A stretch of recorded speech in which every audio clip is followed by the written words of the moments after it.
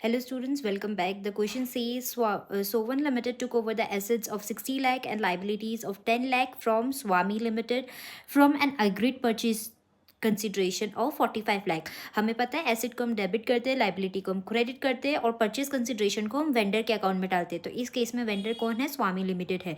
तो first journal entry आपका क्या होगा? Sundry asset account debited 60 lakh, to liability था 10 लाख का, तो लाइबिलिटी को क्रेडिट कर दिया. स्वामी लिमिटेड जो वेंडर था उससे हमने 45 लाख परचेज कंसिड्रेशन दे रहे हैं, तो 45 लाख. नाउ देखो 60 लाख है डेबिट साइड में, 45 + 10 55 लाख हुआ है क्रेडिट साइड में, राइट.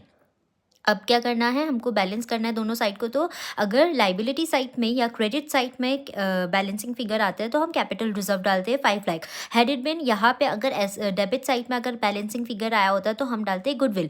तो फर्स्ट जर्नल एंट्री है sundry asset debited to liability to Swami limited to capital reserve.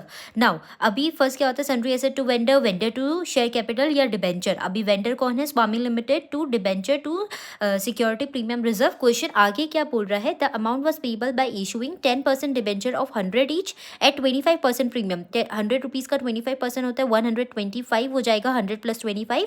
अभी हमें क्या करना है? कितना था स्वामी लिमिटेड में? 45 लाख था, राइट. 45 लाख को आप 125 से डिवाइड कर देना क्योंकि 100 रुपीज़ डिबेंचर का है एंड 25 रुपीज़ प्रीमियम का है.